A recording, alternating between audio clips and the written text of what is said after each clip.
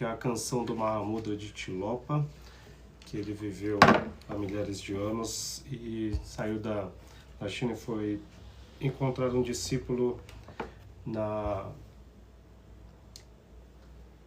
Índia e também no Tibete, e aí ele trouxe esse conhecimento aí do que é o Tantra para as pessoas, e aí eu vou fazer um pouco de parametrizar ali o que é o Tantra junto com o Yoga e com o Gnosticismo e as semelhanças que tem aí na prática de conhecer a si mesmo e da meditação e como você trazer, porque nesse conceito aqui, nesse livro do Osho explica, ele lê um pouco a canção de Tilopa e traz alguns conhecimentos aí para explicar como é que você traz a ideia do não eu e a ideia de você entender essa centelha divina que é você, para você construir dentro de si a paz que tira a ansiedade, depressão e tudo isso para viver nesse mundo louco aí que a gente vive. Então esse é o conhecimento. Então eu vou ler aqui, vou iniciar pelo conhecimento aqui do livro e depois eu paro para trazer um pouco o que é o conceito do gnosticismo e do Tantra para vocês. A experiência definitiva, em sua canção de Mahamudra, Tilopa diz: Mahamudra está para além das palavras e símbolos, mas para ti, Naropa, sério e leal, isto deve ser dito. O vácuo não precisa de confiança. Mahamudra repousa sobre nada, sem fazer esforço. Mas permanecendo desprendido e natural, é possível quebrar o jugo, ganhando assim a libertação. A experiência do definitivo não é absolutamente uma experiência, porque quem experimenta está perdido. E onde há aquele que experimenta, o que se pode dizer da experiência, quem o dirá? Quem relatará a experiência? Quando não há sujeito, o objeto também desaparece, as margens desaparecem, apenas o rio da experiência permanece. O conhecimento ali está, mas o conhecedor está ausente. Este tem sido o problema dos místicos. Alcançam o definitivo, mas não podem relatar o que lhes vem após, não podem relatá-lo a outros, que gostariam de ter essa compreensão intelectual. Tornaram-se um com o definitivo, todo o seu ser o relata, mas a comunicação intelectual é impossível. Porém, dá-lo a ti. Se estiveres pronto para recebê-lo, poderão permitir que o alcance, se também o permitires, se for receptivo e aberto. Mas as palavras não farão isso, os símbolos não ajudarão, teorias e doutrinas não serão de uso algum. A experiência é tal que mais se assemelha a um experimentar do que uma experiência. Um processo começa, mas jamais termina. Tu entras nele, mas jamais o possuis. É como uma gota no oceano, ou o próprio oceano caindo na gota. É uma fusão profunda, uma unidade. Tu simplesmente te dissolves nela. Nada fica para trás, sequer um traço. Assim, como te comunicarás? Voltarás para o mundo do vale. Quem voltará daquela negra noite para te dizer? Oi, Andréia, boa noite, tudo bem? Tudo bom? Estou lendo aqui o Tantra Suprema Compreensão, a canção de Tilopa, para entender um pouco aí, que traz um pouco melhor para a gente começar o ano. Hoje eu falei, vou fazer uma live, acho que faz quase um mês que eu não faço live, e aí para trazer um pouco dessa experiência, porque no gnosticismo é muito similar ao Tantra, a parte de você conhecer a si mesmo e você entender que você é um com o definitivo, com o todo. Então eles não adoram um Deus, adoram e entendem que você é um com o universo, um com todo, o pai do universo, né? Não o universo, que o pai está acima do universo, a mãe do universo também é a Sofia. Então esse é o conhecimento. E aqui ele está explicando como é muito difícil de explicar para alguém como alcançar o definitivo. Como você alcançar esse estado, a gente sabe, a gente sente, eu sei que eu sou um com todo, eu tenho isso, mas é muito difícil por palavras e símbolos expressar isso, tá? Então aqui é isso que ele está falando. Todos os místicos em todo o mundo sempre se sentiram impotentes no que se refere à comunicação. A comunhão é possível, mas a comunicação não o é. Isso deve ser entendido desde o princípio. A comunhão possui uma dimensão totalmente diferente Dois corações se encontram e dá-se um caso de amor. A comunicação se faz de cabeça para cabeça. A comunicação se faz de coração para coração. A comunhão é um sentimento. Comunicação é conhecimento. Só palavras são dadas, só palavras são ditas e só palavras são recebidas e compreendidas. E as palavras são tais que a própria natureza das palavras é tão morta que nada do que é vivo pode se relacionar através delas. Mesmo na vida comum, deixando de lado o definitivo, mesmo um momento estático, quando realmente sentes algo e tornas-te algo, é impossível dizê-lo através da palavra. Na minha infância, eu costumava ir ao rio logo ao amanhecer. A povoação é pequena, o rio é muitíssimo preguiçoso. Parece mesmo que nem flui pela manhã, quando o sol ainda não se levantou, não se pode ver se corre, tão lento e silencioso ele se mostra. E pela manhã, quando não há ninguém ali, antes de os banhistas chegarem, o silêncio do rio é espantoso. Nem mesmo os pássaros cantam, ainda pela manhã é cedo, não há som algum, apenas uma insondabilidade penetra tudo. E o cheiro das mangueiras suspende-se ao longo de todo o rio. Eu costumava ir lá, até mesmo o mais recuado recanto do rio, só para me sentar ali, só para estar ali.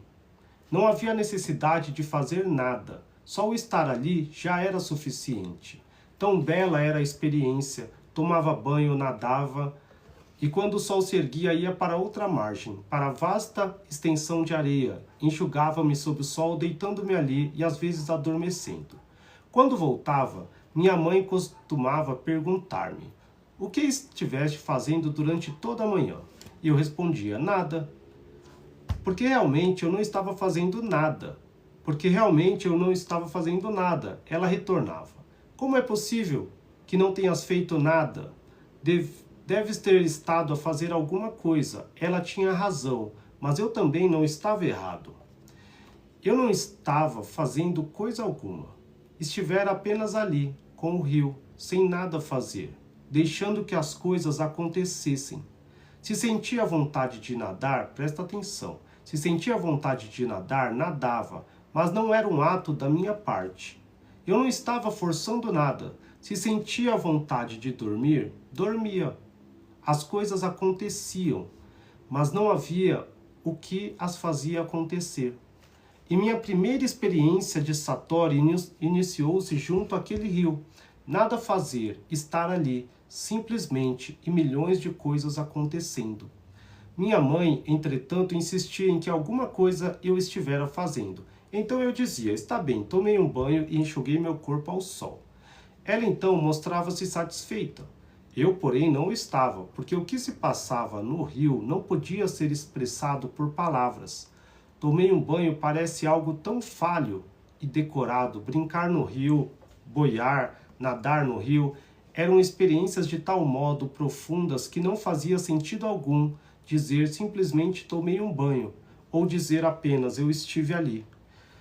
Eu estive ali, caminhei pela margem, sentei-me ali. Palavras que nada transmitiram.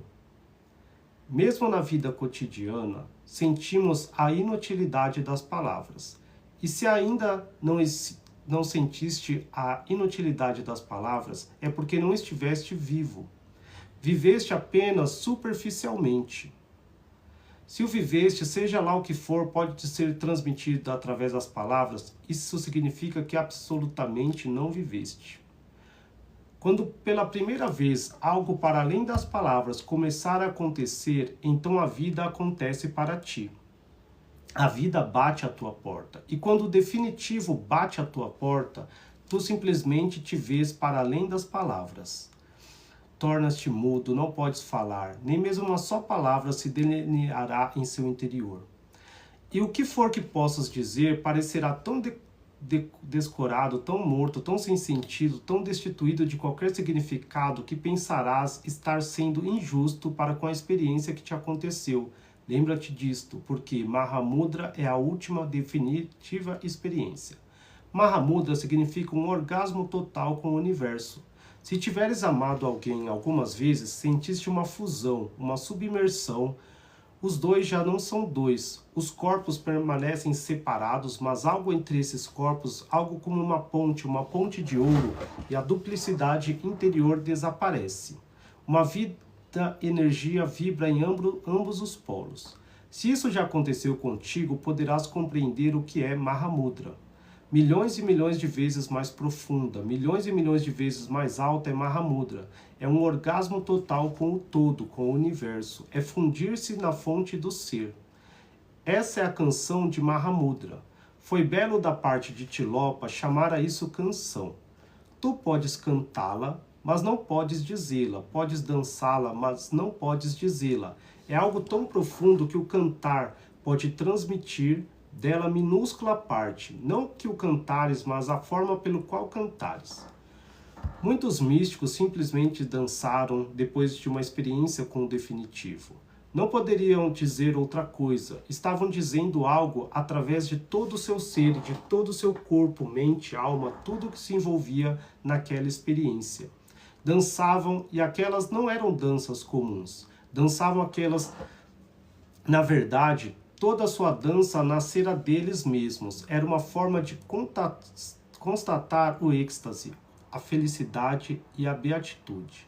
Algo do desconhecido penetrara no conhecido, algo além do que vier à terra, que outra coisa poderias fazer. Dançar o fato, dançar o fato. Esta é a canção de Mahamudra. E quem a cantará? Tilopa já não existe. A sensação orgástica, ela própria está cantando. Não é a canção própria de Tilopa. Tilopa já não existe. A própria experiência vibra e canta. Daí a canção de Mahamudra, a canção do êxtase e canta. Tilopa fundiu-se. Quando aquele que procura se perde, só então a meta é atingida. Quando já não existe a experiência ali está.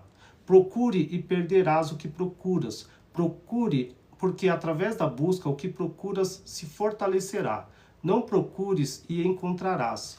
O próprio fato de procurar, o próprio esforço torna-se uma barreira, porque quanto mais procurares, mais o ego se fortalecerá, como também aquele que procura. Não procures. Esta é a mensagem mais profunda em toda a canção de Mahamudra. Não procures. Fique apenas onde estás. Não vás a parte alguma. Ninguém jamais alcança Deus, ninguém o pode fazer porque não sabe qual é o endereço. Para onde irás? Onde encontrarás o divino? Não há mapas, não há caminhos, e não há ninguém para dizer onde ele está. Não, ninguém jamais alcança Deus. Sempre se dá o contrário. Deus vem a ti, quando tiveres pronto. E o estar pronto nada mais é do que estar em receptividade. Quando estiveres completamente receptivo, não haverá ego. Tu te tornarás um templo oco, sem ninguém lá dentro. Tilopa diz na canção para te tornares oco como um bambu. Nada por dentro, e subitamente, no momento que fores um bambu oco, os lábios do divino estarão sobre ti. O bambu oco transformar-se-á numa flauta e a canção começará a canção de Mahamudra. Tilopa tornou-se um bambu oco. O divino veio e a canção teve início. Não a canção de Tilopa, mas a canção da própria experiência definitiva. Alguma coisa sobre Tilopa antes de entrarmos nesse belo fenômeno. Não se conhece muito sobre Tilopa, porque nada na verdade pode ser conhecido sobre tais pessoas. Elas não deixam traços, não se tornam parte da história. Existem ao lado, não são parte do trânsito principal, em que toda a humanidade está se movendo. Elas não se movem no mesmo terreno. Toda a humanidade move-se através do desejo, e pessoas como Tilopa movem-se na ausência do desejo. Elas simplesmente se afastam onde existe a história. E quanto mais distantes se colocam, mais mitológicas se tornam. Existem na qualidade de mitos. Já não são acontecimentos de tempo. É assim que se deve ser, porque elas se movem para além do tempo. Vivem na eternidade. Dessa dimensão da nossa humanidade comum, elas simplesmente desaparecem, evaporam-se. Só do momento em que estão evaporando, só desse momento é que nós nos recordamos. Até então elas são parte de nós. Por isso é que não se conhece muito sobre Tilopa, sobre quem era ele. Só existe a canção e a dádiva de Tilopa. e foi concedida a seu discípulo Naropa. Essas dádivas não podem ser concedidas a ninguém, a não ser que exista uma profunda intimidade de amor. A pessoa tem de ser capaz de receber tal dádiva. E aquela canção foi concedida a Naropa, seu discípulo. Antes de recebê-la, Naropa foi testado de 1000 maneiras. Sua fé, seu amor, sua confiança. Quando se soube que nada de duvidoso existia nele, nem mesmo a mais insignificante partícula de dúvida, quando seu coração estava inteiramente repleto de confiança e de amor, a canção lhe foi dada. A indiferença é a chave. Seja simplesmente indiferente. Ela aí está, aceite-a. Leve tuas energias mais e mais em direção à confiança e ao amor, porque a energia que se torna dúvida é a mesma energia que te torna confiante. Mantém-se indiferente à dúvida. No momento em que te tornares indiferente, tua cooperação será rompida, tu não estarás alimentando, porque é através da atenção de todas as coisas se alimentam. Se deres atenção à tua dúvida, mesmo que seja contra ela, seja perigoso, porque essa mesma atenção é alimento, é cooperação. Devemos apenas ser indiferentes, nem a favor, nem contra. Não sejamos a favor da dúvida e nem sejamos contra a dúvida.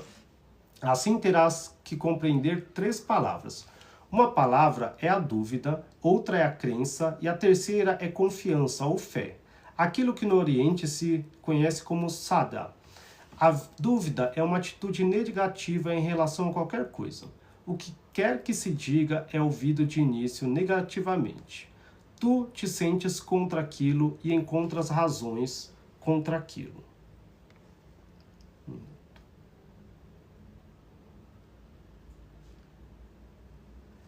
Há então a mente da crença.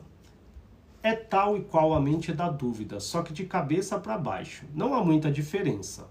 Tal mente vê tudo como positivo e tenta encontrar razões e racionalizações que apoiem essa atitude a favor. A mente que duvida suprime a crença. A mente que acredita suprime as dúvidas. Mas ambas são do mesmo tipo. A qualidade não é diferente.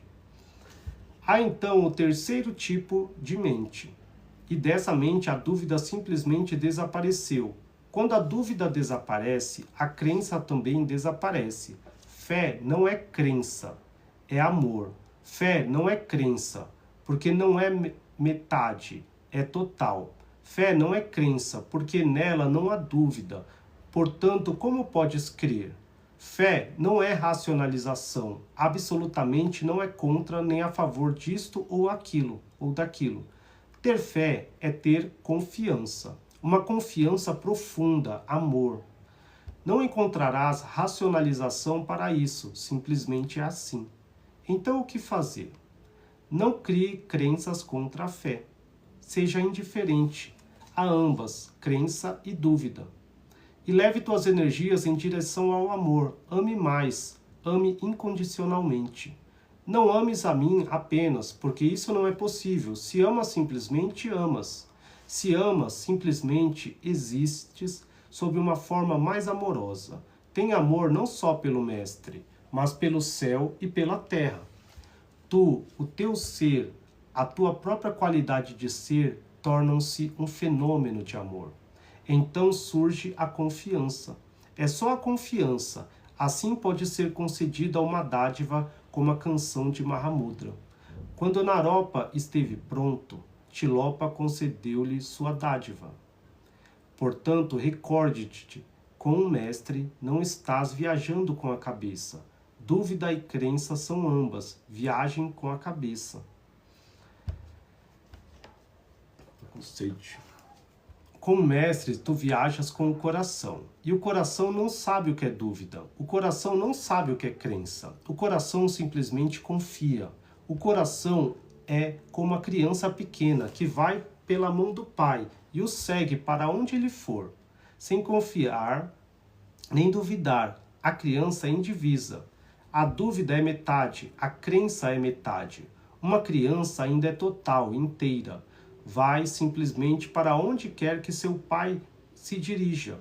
Quando um discípulo se torna tal qual uma criança, só então podem ser concedidas as dádivas do mais alto grau da percepção. Quando tu te tornares o mais profundo vale de recepção, os mais altos graus da percepção te podem ser concedidos. Um discípulo deve ser absolutamente feminino, receptivo como um útero. Só então tal fenômeno acontece, como acontece nesta canção. Tilopa é o mestre, Naropa o discípulo. E Tilopa diz: Mahamudra está para além das palavras e símbolos, mas para ti, Naropa, sério e leal, isto deve ser dito. Aquilo está para além de palavras e símbolos, de todas as palavras e de todos os símbolos. Então como pode ser dito? Há então alguma forma? Sim, há uma forma. Se há um Naropa, há uma forma. Se há realmente um discípulo, há uma forma. Depende do discípulo o ser ou não, encontrando essa forma. Se o discípulo for tão receptivo que não tem a mente própria, não julgará se é errado ou certo. Ele não tem mente própria. Cedeu sua mente ao mestre. Ele é simplesmente receptivo, receptividade, um vazio pronto para receber incondicionalmente o que quer que lhe deem. E então as palavras e os símbolos não são necessários. E então algo pode ser dado. Podes ouvir isso entre as palavras, pode ler entre as linhas, e as palavras são apenas uma escusa. O que é verdadeiro acontece exatamente às margens das palavras. Palavras são apenas artifícios, expedientes. O real segue as palavras como uma sombra. E se estiveres muito preso à mente, ouvirás as palavras, mas não poderás comunicar-te.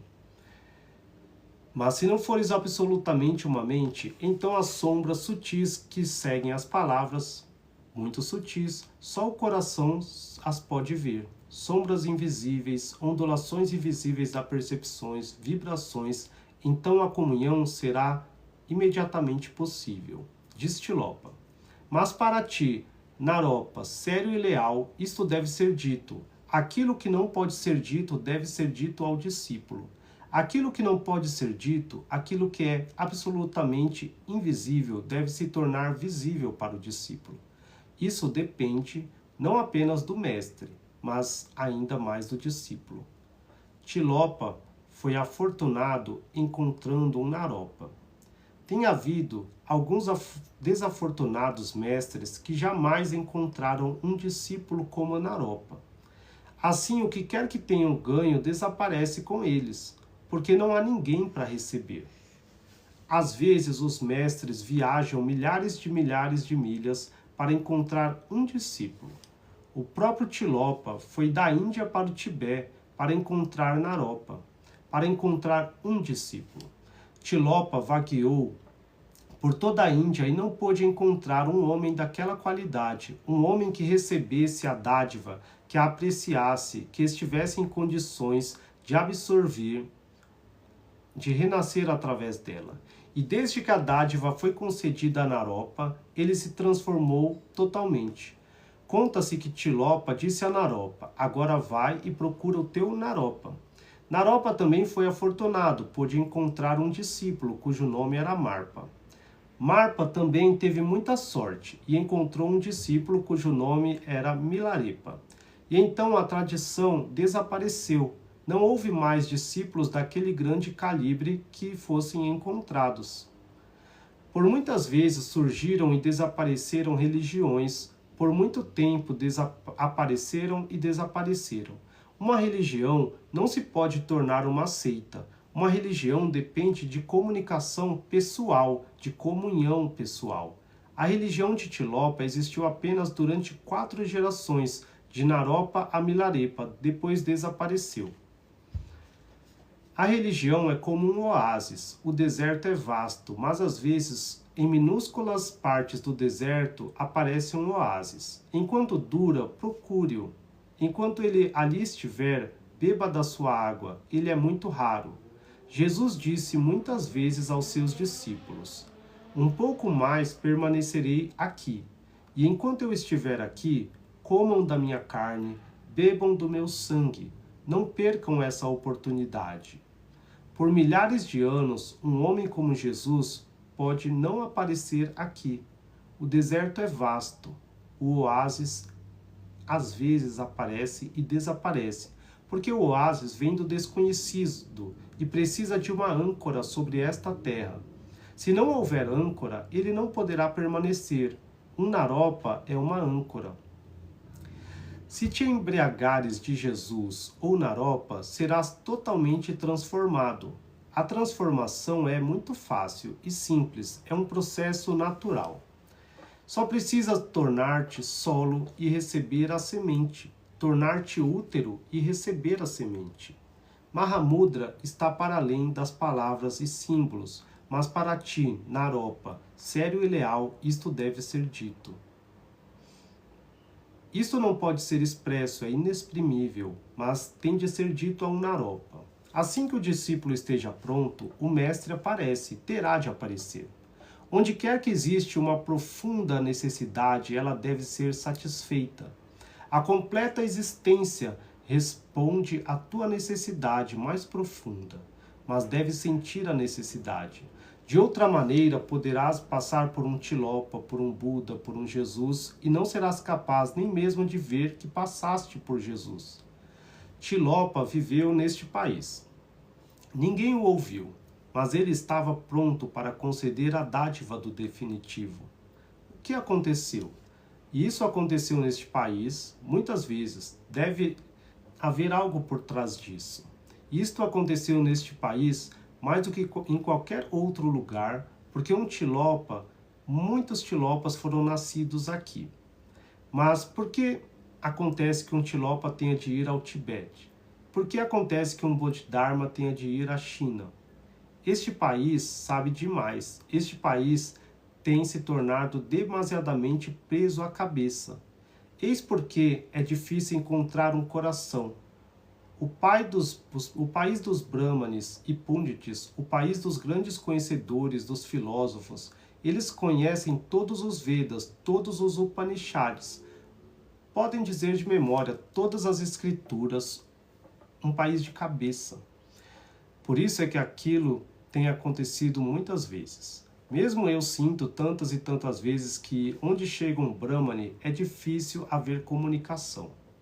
Um homem que sabe demais torna-se quase impossível, porque ele sabe sem saber. Reuniu muitos conceitos, teorias, doutrinas, escrituras, apenas sobrecarregou sua percepção, não a fez florescer. Nada do que sabe aconteceu a ele. Tudo que sabe é emprestado, e tudo que é emprestado não passa de entulho, podridão. Deite isto fora, assim que o puderes fazer. Só o que acontece contigo é verdadeiro, só o que em ti floresce é verdadeiro, só o que em ti cresce é verdadeiro e vivo. Lembre-se disso, evite conhecimentos emprestados. O conhecimento emprestado torna-se um artifício da mente. Esconde a ignorância, jamais a destrói. E quanto mais estiveres rodeado de conhecimentos bem profundamente no centro, na própria raiz do teu ser, haverá mais ignorância e obscuridade. E um homem de conhecimento emprestado, está quase que completamente fechado dentro de seu próprio conhecimento. E é difícil penetrá-lo, e é difícil encontrar-lhe o coração, pois ele próprio perdeu o contato com o seu coração. Assim, não foi incidentalmente que Tilopa teve que ir ao Tibete e Bodhidharma à China. A semente teve de viajar para muito distante, não encontrando solo aqui. Lembre-se disso, porque é muito fácil alguém tornar-se fortemente apegado ao conhecimento. É uma paixão, uma droga. O LSD não é tão perigoso, a maconha não é tão perigosa. De certa forma, são similares, porque a maconha dá um vislumbre de algo que ali não existe. Dá-te um sonho de algo que é inteiramente subjetivo, dá-te uma alucinação. O conhecimento também. Dá-te a alucinação de conhecer. Começas por sentir que sabes. porque começa em ti porque podes declarar os Vedas, sabe porque podes argumentar, sabes porque tens a mente muito lógica e aguda. Não sejas tolo. A lógica nunca levou ninguém à verdade.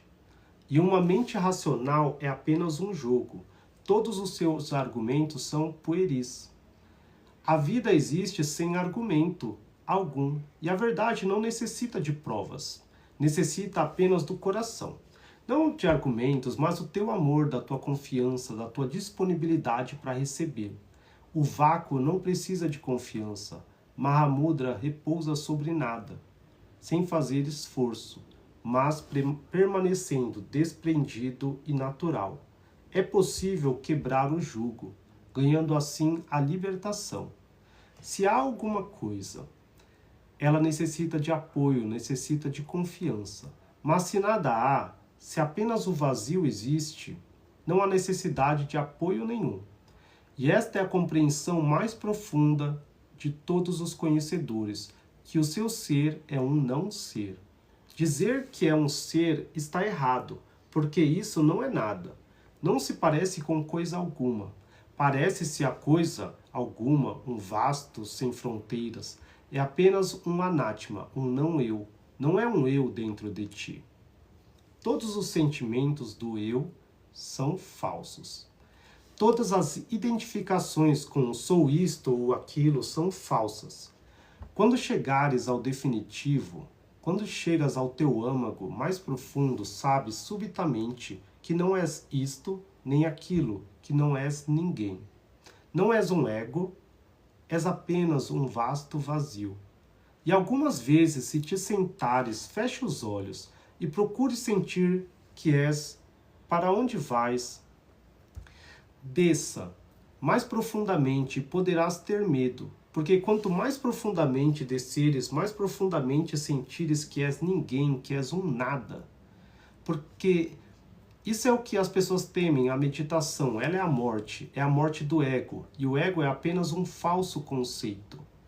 Agora, os físicos chegaram à mesma verdade, através da sua pesquisa científica aprofundando-se no terreno da matéria. O que Buda, Tilopa e Bodhidharma encontraram, mediante a visão interior, a ciência tem estado a descobrir também no mundo exterior. Dizem agora que não há substância. A substância é um conceito paralelo do ego. Uma pedra existe e sentes que ela é bem substancial. Podes atirá-la na cabeça de alguém e ela produzirá sangue. A pessoa atingida poderá até morrer. A pedra é muito substancial, mas indaga dos físicos e eles dirão que ela não é substancial, que nada existe nela. Dirão que é apenas um fenômeno de energia. Muitas correntes de energia cruzando-se sobre aquela pedra dá uma sensação de substância, tal como tu. Quando riscas muitas linhas cruzadas sobre um pedaço de papel, onde muitas linhas se cruzam, surge um ponto. O ponto não está ali. Duas linhas se cruzam e um grande ponto surge. Aquele ponto está realmente ali? Ou apenas as linhas, ao se cruzarem, é que dão a ilusão de que ali há um ponto? Os físicos dizem que correntes de energia, cruzando-se, criam matéria. E se perguntares o que são essas correntes de energias, dirão que não são materiais, que não têm peso, que não são materiais. Linhas não materiais cruzando-se dão a ilusão de uma coisa material, substancial como a pedra. Buda chegou a essa iluminação 2500 anos antes de Einstein. Dentro não existe ninguém. Apenas as linhas de energia cruzando-se é que te proporcionam a sensação do eu. Buda costumava dizer que o eu é como uma cebola. Tu a descascas, jogas fora a casca, mas uma outra surge. Se continuares descascando camada por camada, o que permanecerá afinal? A cebola será imediatamente descascada e nada encontrarás dentro dela. O homem é tal como uma cebola. Descasca-se a camada de pensamentos, de sentimentos, e finalmente o que encontramos? Um nada. Esse nada não precisa de apoio. Esse nada não existe por si mesmo. Eis porque Buda disse que não existe Deus. Não há necessidade de Deus porque Deus é um apoio. E diz que não há Criador porque não há necessidade de criar um nada. Este é um dos conceitos mais difíceis de entender. Por isso é que Tilopa diz: Mahamudra está para além de todas as palavras e símbolos. Mahamudra é uma experiência do nada. Simplesmente tu não és. E se não és, quem está aí para sofrer? Quem está aí em dor e angústia? E quem está aí para ser feliz e bem-aventurado? Buda diz que se sentires que está bem-aventurado, tornarás a ser vítima do sofrimento, porque ainda estás ali. Quando não estiveres, então não haverá sofrimento, nem bem-aventurança, e essa será a verdadeira bem-aventurança. Então não poderás recuar. Atingir o nada é atingir tudo. Todo o meu esforço em relação a ti também é para conduzir-te ao nada, levar-te ao vácuo total. O vácuo não precisa de confiança. Mahamudra repousa sobre nada. Sem fazer esforço, mas permanecendo desprendido e natural, é possível quebrar o jugo, ganhando assim a libertação. A primeira coisa a compreender é que o conceito do eu é criado pela mente. Não há eu em ti. Isto acontece de fato. Aconteceu. Um grande budista, homem de esclarecimento, foi convidado pelo rei para ministrar-lhe ensino. O nome do monge budista era Nagasen. O rei era o vice-rei de Alexandre. Quando Alexandre retornou da Índia, deixou ali Menander como seu vice-rei. Seu nome hindu era Milinda. Milinda pediu a Nagasen que viesse ensinar-lhe.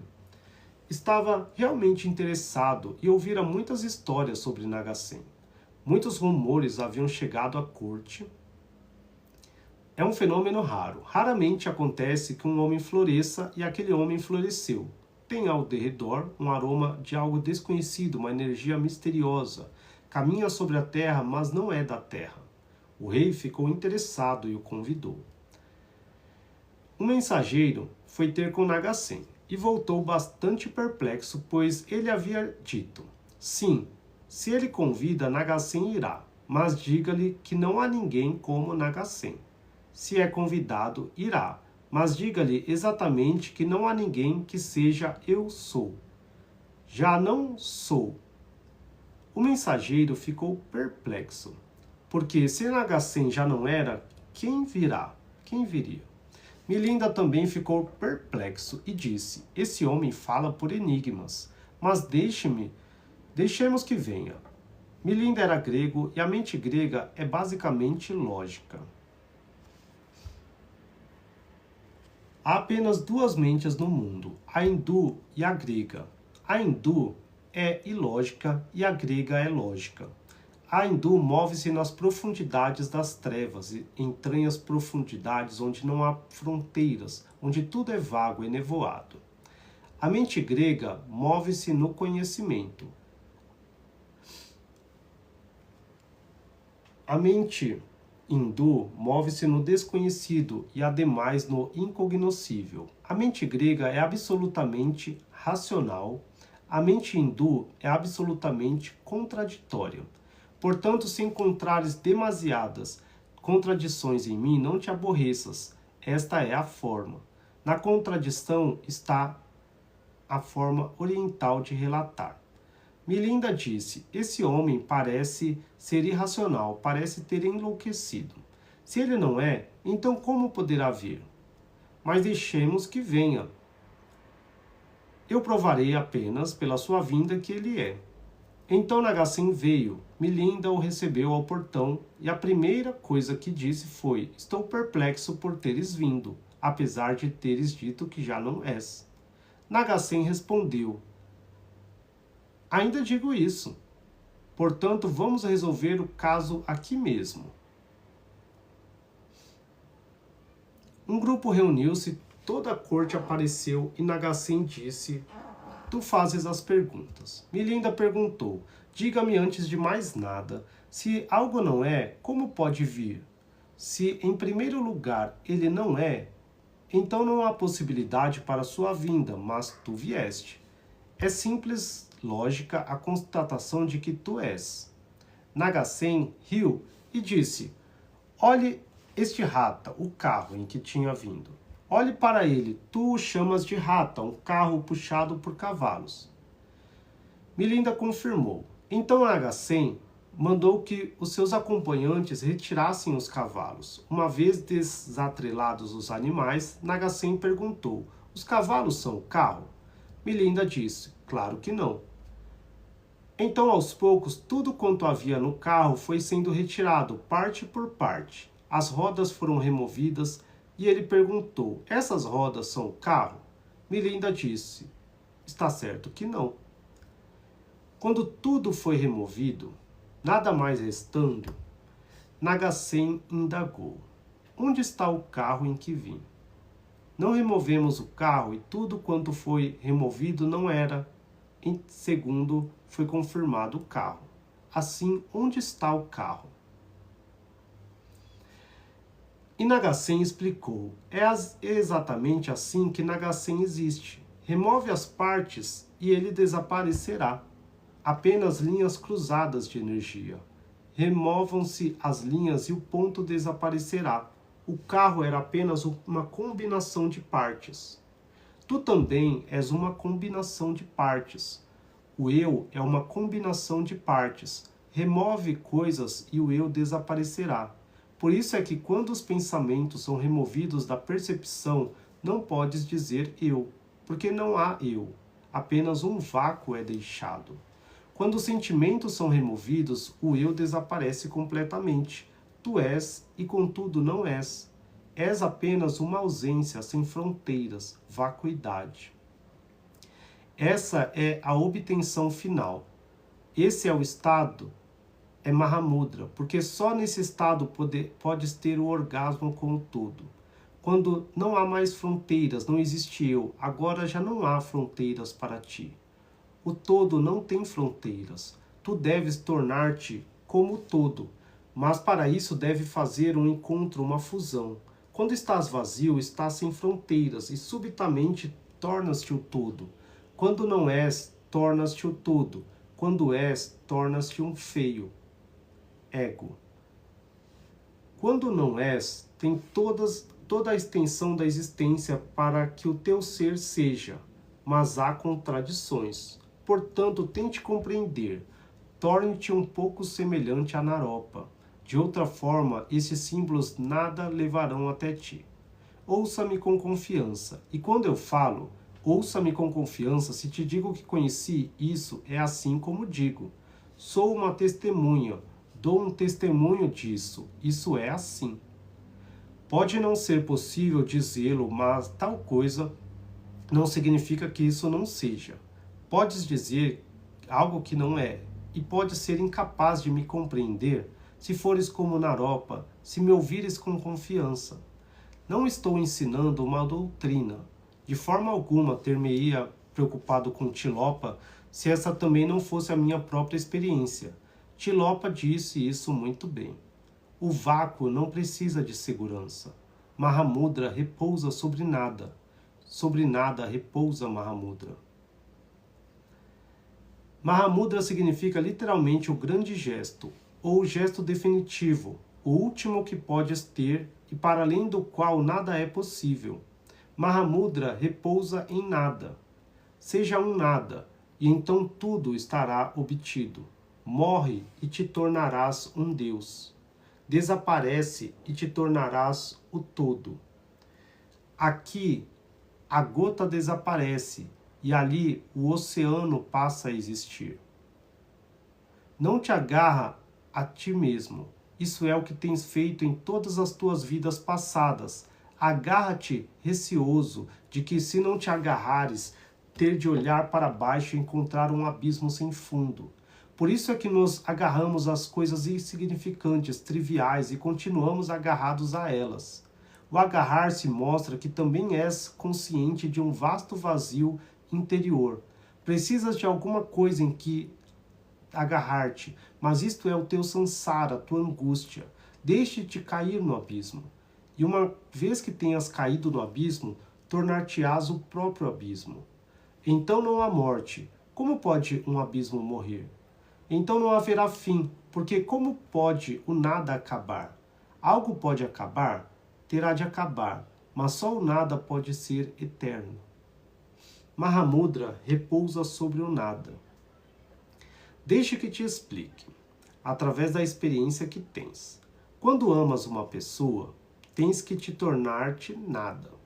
Quando amas uma pessoa, tens que te tornar um não-eu. Por isso é que o amor se torna tão difícil. É por isso que Jesus disse que Deus é igual a amor. Jesus sabia alguma coisa sobre Mahamudra, porque antes de iniciar seus ensinamentos em Jerusalém, ele tinha estado na Índia. Também esteve no Tibete, onde encontrou pessoas como Tilopa e Naropa. Estagiou em mosteiros budistas e aprendeu o que é aquilo que as pessoas chamam o nada. Então tentou passar todo o seu conhecimento para a terminologia judaica. E foi aí que tudo se tornou confuso. Não podes passar o entendimento budista para a terminologia judaica. É impossível, porque a terminologia judaica depende de termos positivos, e a terminologia budista depende de termos absolutamente nihilista, nada, vacuidade. Mas aqui e ali as palavras de Jesus há vislumbres. Ele diz, Deus é amor, e está insinuando algo. O quê? Quando amas, tens que tornar-te um ninguém. Se permaneces alguém, o amor jamais acontece. Quando amas uma pessoa, mesmo por um só momento, quando o amor acontece e floresce entre duas pessoas, se já tiveste essa experiência de amor, poderás entender. Dois amantes sentados, lado a lado, um ao lado do outro, os dois nadas sentados juntos, só então o encontro é possível, porque as barreiras foram destruídas, as fronteiras postas de lado. A energia pode mover-se de cá para lá, não há obstáculos, e só em tais momentos é que um profundo orgasmo de amor é possível.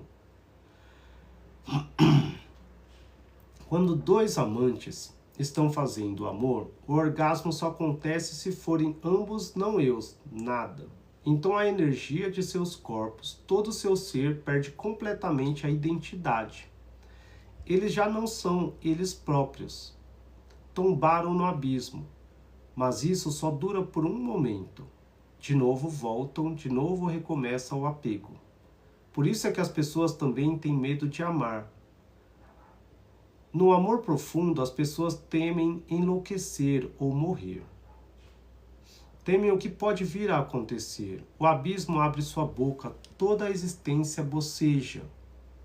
E subitamente estás ali, podes tombar ali. As pessoas tornam-se medrosas no amor. E então satisfazem-se com o sexo e chamam de amor. O amor não é. O sexo pode acontecer no amor. Pode ser parte dele, parte integral, mas em si mesmo não é amor. É um substituto. Tentais evitar o amor através do... Dais a vós mesmos a sensação de estar amando, mas não vos estáis movendo em amor. É tal qual como conhecimento emprestado. Dá a sensação de saber sem saber. Dá a sensação de amor e de estar amando sem amar. Isso...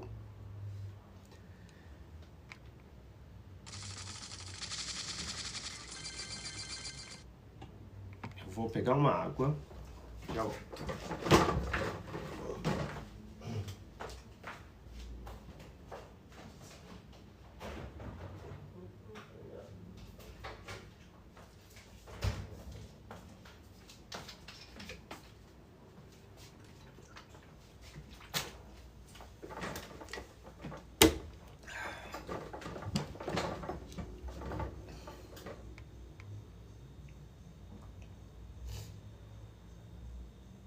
Quem tá gostando? Esse livro é muito legal. Ele é bem grande, nossa, é enorme. Esse livro ele é um compilado de várias aulas vários dias que o Osho leu essa canção de Mahamudra. Tá muito, muito grande mesmo. Eu tô na parte 2 ainda, vai demorar. Então eu vou fazer outros dias, tá? Quem quiser acompanhar, depois eu vou colocar no canal do YouTube. Depois vocês seguem lá, canal Escola Gnóstica Proibida. Aí vai ter completo também aqui no TikTok. Eu coloco algumas partes dele. Eu nunca coloco na ordem, mas eu vou colocando partes das lives. Então, quem não segue meu perfil aqui, tem várias lives que eu coloco partes aí de leituras de livros, principalmente livros gnósticos, da Bíblia Gnóstica Proibida, de conhecimento, para vocês terem um autoconhecimento aí, conhecer a ideia que é conhecer a si mesmo, entender o que é o não eu, o que é o definitivo, o que é o Pai, que é essa compreensão do universo que a gente tem. E aí que foi perdida aí por 2000 anos, mas eu estou revelando agora. Então vou continuar aqui. Amando não estás e o outro também não. Então subitamente os dois desaparecem. O mesmo acontece com Mahamudra. Mahamudra é o orgasmo total com a completa existência. Por isso é que em Tantra, e Tilopa é um mestre tântrico, o coito profundo, o coito orgástico entre dois amantes é também chamado Mahamudra. E dois amantes estão em profundo estado orgástico, estão representados nos templos tântricos e em livros tântricos. Essa figura tornou-se um símbolo do orgasmo final. E esse é o método de Tilopa e todo o método do Tantra, sem fazer esforço. Porque se fazes esforço, o ego se robustece. Se fazes esforço, estás ali. Portanto, o amor não é um esforço. Não podes fazer esforço para amar. Se fizeres esforço, não haverá amor. Tu fluis para ele. Tu não fazes esforço, simplesmente consentes que ele aconteça. Não fazes esforço. Não é uma ação, é um acontecimento, sem fazer esforço. E o mesmo se dá com o final, com o total. Tu não fazes esforço, simplesmente flutua nele. Mas permaneça desprendido e natural. Essa é a forma, esse é o próprio terreno do Tantra. O Yoga diz que se faça esforço, o Tantra diz que não se faça esforço. O Yoga é orientado para o ego, até que finalmente ele abandone a si mesmo. Mas Tantra, desde o princípio, é orientado para o não-ego.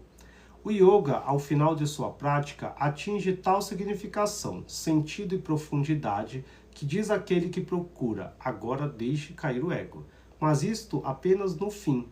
Tantra diz isto desde o início, e Tantra leva à meta definitiva. O Yoga pode preparar para Tantra, isto é, tudo. Porque o ato final deve ser feito sem esforço, desprendido e natural. Que entende Tilopa por desprendido e natural? Não lutes consigo mesmo. Desprende-te. Não tentes formar uma estrutura em torno do teu caráter, de tua moralidade. Não te disciplines demais. De outra forma, tua própria disciplina te tornará dependência. Conserva-te desprendido, flutuando, mova-te com situação, responda à situação. Não te movas como um colete caráter em torno de ti. Não te movas numa atitude fixa. Permaneça desprendido como a água e não imóvel como o gelo. Permaneça movendo-se e flutuando. Para onde a natureza te levar, vá. Não resistas, não tentes impor coisa alguma a ti mesmo, ao teu ser. Toda a sociedade, entretanto, ensina-te a impor algo aos outros. Seja bom, seja moral, seja isto, seja aquilo. E Tantra está inteiramente para além da sociedade, da cultura e da civilização. Ele diz que, se fores demasiadamente culto, perderás tudo quanto é natural. E então serás uma coisa mecânica, sem flutuar, sem fluir. Portanto, não forces uma estrutura em torno de ti. Viva momento a momento, viva em vigilância. E isso já é profundo, o bastante para ser entendido. Por que razão as pessoas tentam criar uma estrutura em torno delas? Para não necessitarem de vigilância. Porque se não tiveres um caráter em torno de ti, precisarás estar muito, muito atento. Cada momento terás de tomar uma decisão. E tu não tens decisões predeterminadas, não tens uma atitude. No entanto, tens de responder a uma situação.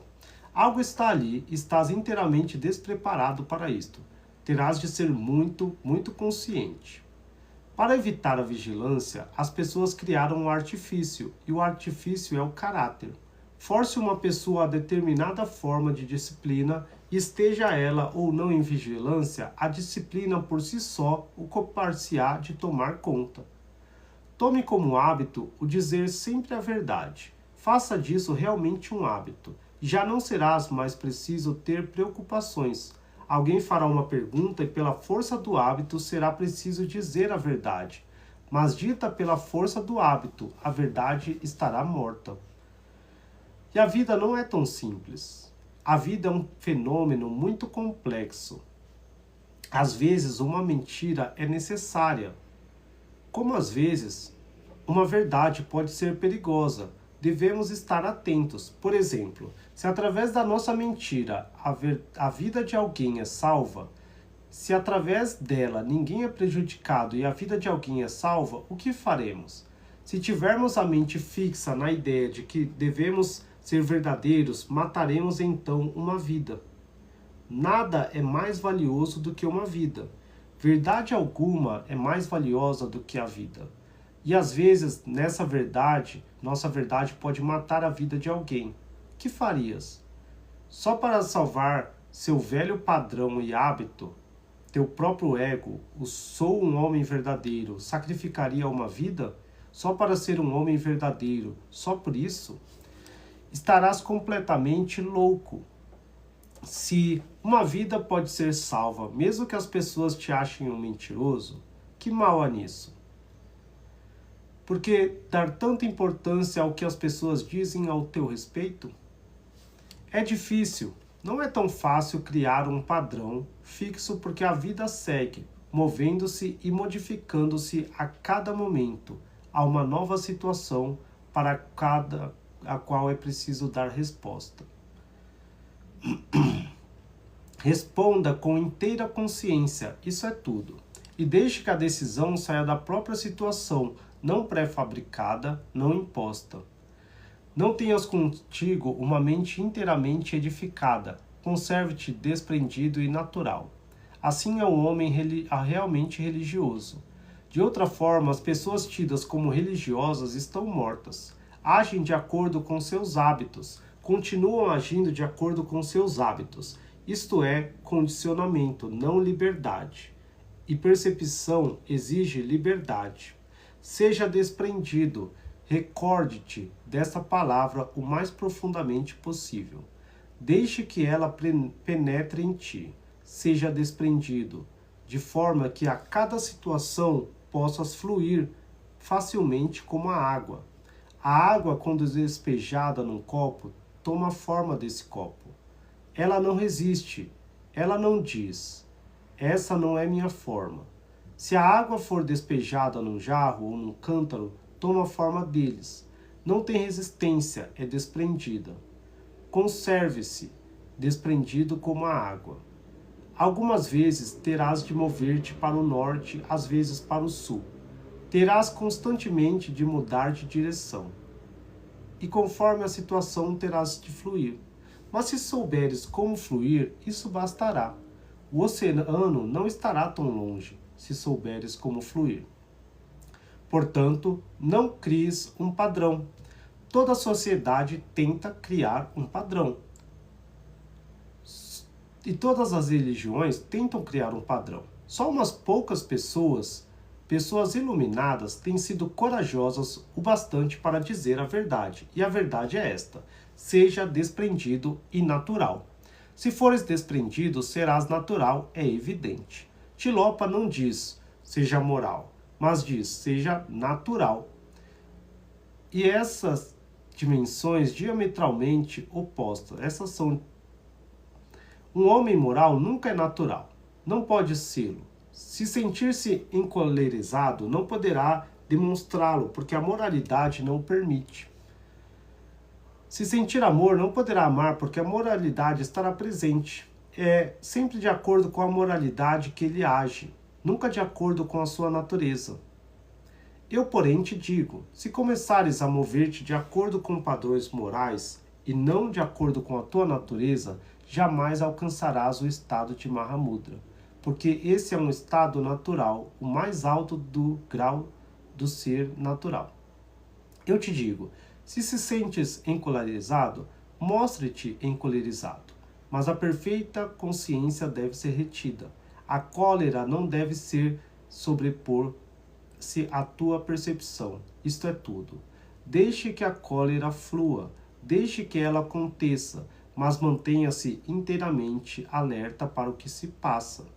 Permaneça desprendido, natural, consciente, observando o que acontece.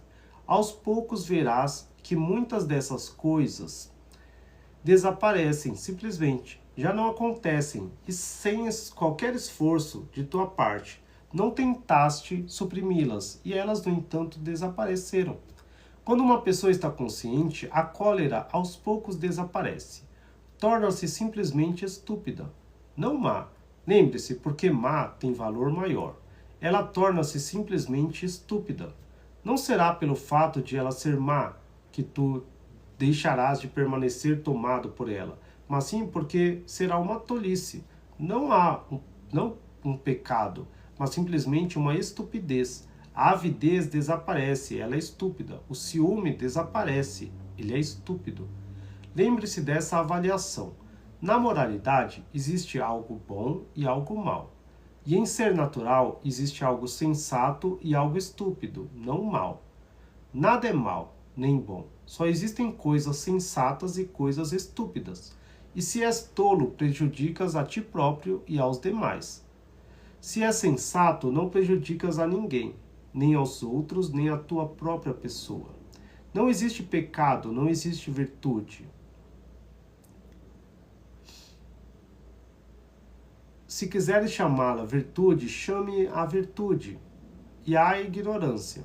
Se quiseres chamá-la pecado, esse será o único pecado. Assim como transformar tua ignorância em sensatez. Essa é a única transformação que importa e não podes forçá-la. Acontecerá quando tiver desprendido e natural. Quando você for desprendido e natural. Permanecendo desprendido e natural, é possível quebrar o jugo, ganhando assim a libertação. E então a pessoa se torna totalmente livre. É difícil a princípio, porque os velhos hábitos constantemente ressurgirão, forçando-te a fazer algo. Gostarias de ficar encolerizado, mas o velho hábito simplesmente produzirá um sorriso no teu rosto. Há pessoas que, apesar de sorrirem, podes estar certo, acham-se encolerizadas. Mesmo naquele sorriso mostram sua cólera, ocultam algo e um falso sorriso aflora em seus lábios. São esses os hipócritas. Um hipócrita é um homem não natural. Se nele há cólera, ele sorri. Se há ódio, demonstra amor. Se há desejos assassinos, simula compaixão.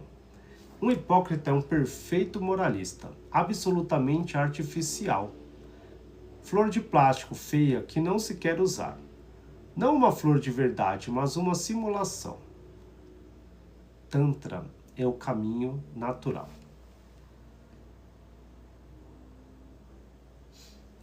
Tantra é o caminho natural. Seja desprendido e natural, seja difícil, porque os velhos hábitos terão de ser rompidos. Será difícil porque tens e terás de viver em uma sociedade de hipócritas. Será difícil porque em toda parte entrarás em conflito com os hipócritas, mas será preciso passar por isso. Será árduo porque há muito empenho em ostentações falsas e artificiais. Poderá sentir-se completamente a só, mas essa fase será passageira. Depressa outras virão, sentindo a tua autenticidade. Recorde-se, mesmo uma cólera autêntica é melhor que um sorriso falso, porque pelo menos é autêntica. E um homem que não pode sentir-se autenticamente encolerizado não pode absolutamente ser autêntico. Pelo menos ele é autêntico, verdadeiro para com o seu ser. Seja o que for que aconteça, poderás confiar nele, porque é verdadeiro. E minha observação é esta: uma verdadeira cólera é bela, e um falso sorriso é feio. Uma cólera verdadeira tem sua própria beleza, tal como o verdadeiro amor, porque a beleza está relacionada à verdade. Não se relaciona ao ódio nem ao amor. A beleza diz respeito ao verdadeiro. A verdade é bela, seja qual for a forma que tome. Um homem verdadeiramente morto é mais belo do que um homem falsamente vivo, porque ao menos a qualidade básica de ser verdadeiro está presente nele. Bom, eu vou deixar por aqui essa parte, depois amanhã eu continuo lendo esse livro. São 15 partes, então vou demorar uns 15 dias para ler e para postar. E ao mesmo tempo eu vou lendo a Bíblia Gnóstica também, lendo outros livros da Biblioteca de Nag Hammadi. Para todos que querem conhecimento, depois podem mandar perguntas aí e me sigam. Tchau, boa noite a todos.